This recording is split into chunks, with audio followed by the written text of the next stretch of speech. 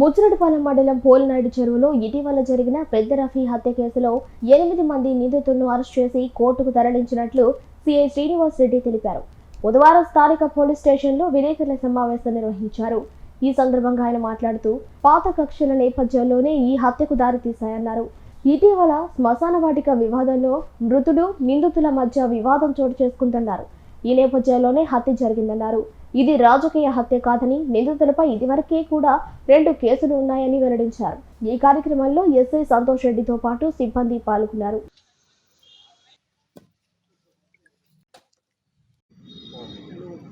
ఈరోజు ఏప్రిల్ 29వ తేదీన పోలినాయుడు చెరువులో జరిగినటువంటి హత్య కేసులో ముద్దాయిల్ని 8 మందిని అరెస్ట్ చేయడం జరిగింది.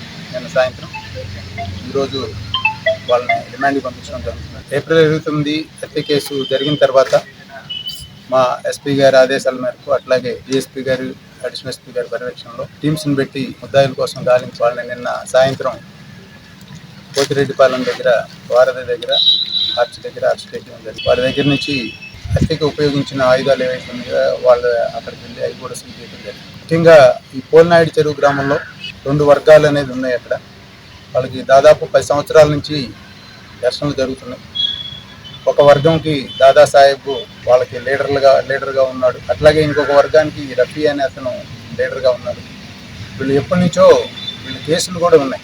చనిపోయిన వాళ్ళ మీద అంతకుముందు ఈ ముద్దాయిలు 2 కేసులు వాళ్ళు కొట్టడం వల్ల 2 కేసులు కూడా పెట్టున్నారు. ఆ కేసులు కూడా ఉన్నాయి. అలాగే ఈ క్రమంలో జనవరిలో గన్నం దగ్గర కూడా వాళ్ళు గొడవలు పడ్డారు. కానీ ఆ ప్రోగ్రామ్స్ ఏమి చేయనీయలేదనే విషయంలో గొడవ పడ్డారు. ఎక్కడ కొట్లాట అయితే జరగలేదు. ఆ గొడవ పడిన దాంట్లో ముఖ్యంగా డబ్బులు అందరి దగ్గర వసూలు చేశారు. ప్రోగ్రామ్స్ మీరు పెట్టలేదు, ఆర్కెస్ట్రాలు పెట్టలేదు, డ్యాన్స్ లేపలేదు అనేది వాళ్ళ మీద ఆరోపణ చేసి మీరు ప్రోగ్రామ్ చేయలేదని వాళ్ళ మీద కక్ష పెట్టుకున్నారు. అదేవిధంగా పోలినాయుడు చెరువులో శ్మశానానికి సంబంధించి 68 సెంట్ల స్థలం ఉంది. ఆ 68 సెంట్ల స్థలము ఆనుకొనే ఇంకా 132 సెంట్లు ప్రభుత్వ భూమి ఉంది. ఆ ప్రభుత్వ భూమిని ఎవరైతే చనిపోయారో వాళ్ళ సిస్టర్ సన్నోళ్ళు, రఫీ, ఇంకొక రఫీ వాళ్ళు బంధువులు వాళ్ళు చేసుకుంటా ఉన్నారు, సాగు చేసుకుంటా ఉన్నారు, వరి పండించుకుంటారు. ఇప్పుడు ఆ భూమిని కూడా శ్మశానానికి కేటాయించమని చెప్పి ఈ దాదాసాహెబ్ వర్గం వెళ్ళి ఎంఆర్ఓ గారిని కూడా కలవటం జరిగింది. రెవెన్యూ వాళ్ళని కలిసి అది కూడా శ్మశానానికి ఏమని అడగడం జరిగింది. ఎప్పుడైతే అది కూడా వాళ్ళకి ఇస్తే వాళ్ళు ఆ పొలాన్ని నష్టపోతారు, వాళ్ళు నష్టపరచాలి, వాళ్ళ ఆధిపత్యం చెలాయించుకోవాలనే ఉద్దేశంతో వెళ్ళి అడగటం జరిగింది. వీళ్ళు వెళ్ళి మాకు 68 సెంట్లు చాలు, ఆ మిగతాది అవసరం లేదని చెప్పి వీళ్ళు కూడా చెప్పడం జరిగింది. చివరికి అది మేము డిసైడ్ చేసి 1 ఎకరా అట్లా ఇస్తాము, ఇంకో 32 సెంట్లు కలిపి దానికి అన్నట్టుగా చెప్పినట్టు తెలిసింది. ఈ క్రమంలో ఏదైతే వాళ్ళని నష్టపరచాలనే ఉద్దేశంతో వాళ్ళు 2 ఎకరాలు చేయాలనుకున్నారు, అది కూడా కానికుండా వీళ్ళు అడ్డుపడతా ఉన్నారు.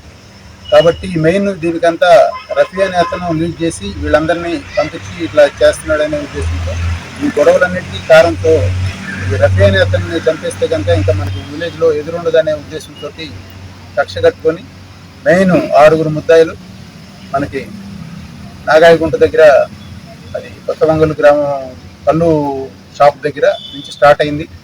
అక్కడ షాప్ దగ్గరికి ఎవరైతే చనిపోయాడో రఫీ అనే అతను అక్కడ ఉంటే వీళ్ళు అతను గుర్తించి అక్కడికి వచ్చారు.